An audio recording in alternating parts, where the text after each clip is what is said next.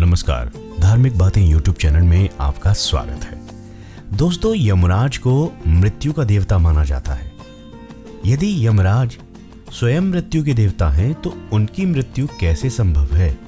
ये सवाल कई बार हमारे चैनल पर हमारे दर्शक हमसे पूछते हैं। ये बात सुनने में अजीब जरूर लगती है, लेकिन वेदों और पुराणों में यमराज की मृत्यु के संबंध में एक कथा बताई गई है। इस कथा को जानने से पहले आइए सभी जीवों के प्राण हरने वाले का जिम्मा संभालने वाले यमराज के बारे में कुछ खास बातें।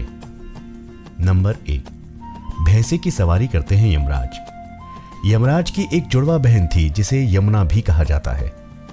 यमराज भैंसे की सवारी करते हैं और यमराज की आराधना विभिन्न नामों से की जाती है, जैसे कि यम, धर्मराज, मृत्यु, आतंक, वैवस्वत और काल। यमराज को स्वभाव से बहुत क्रूर और निर्दयी माना जाता है, मगर सावित्री के पवित्रता धर्म के आगे यमराज को भी हार माननी पड़ी थी। मगर सावित्री की पतिव्रता धर्म के आगे यमराज को भी हार माननी पड़ी थी।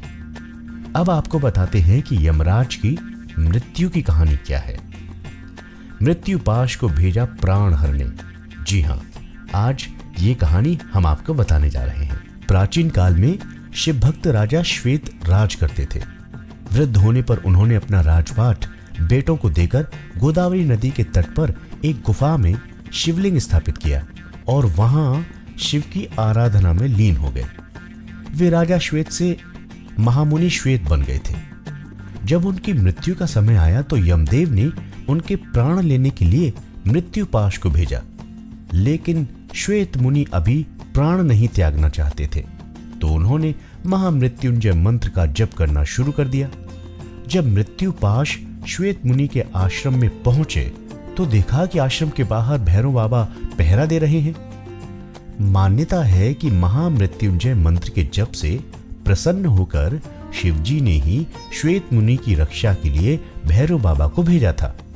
भैरव बाबा से हार गए थे मृत्युपाश। धर्म और दायित्व में बंधे होने के कारण जैसे ही मृत्युपाश ने मुनि के प्राण हरने की कोशिश की, तभी भैरव बाबा ने प्रहार करके मृत्युपाश को मूर्छित कर दिया। ये जमीन पर गिर पड़ा और उसकी मृत्यु हो गई।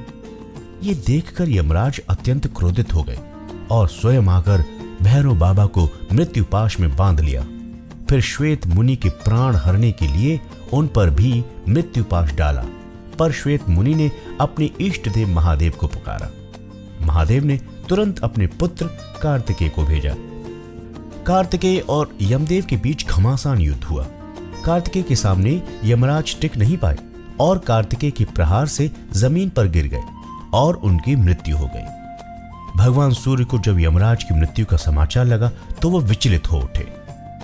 ध्यान लगाने पर ज्ञात हुआ कि उन्होंने भगवान शिव की इच्छा के विपरीत श्वेत मुनि के प्राण हरने चाहे। इस कारण यमराज को भगवान भोले के क्रोध को झेलना पड़ा। यमराज सूर्यदेव के पुत्र हैं और इस समस्या के समाधान के लिए सूर्यदेव भगवान विष्णु के पास गए। भगवान विष्णु ने भगवान शिव की तपस्या करके उन्हें प्रसन्न करने का सुझाव दिया। सूर्यदेव ने भगवान शिव की घोर तपस्या की, जिससे भोलेनाथ प्रसन्न हो गए और उन्हें दर्शन देकर वरदान मांगने को कहा। तब सूर्यदेव ने कहा, हे महादेव, यमराज की मृत्यु के बाद पृथ्वी पर भारी असंतुलन पैदा हो जाएगा। पृथ्वी पर संतुलन बनाए रखने के लिए यमराज को पुनर्जीवित कर दे।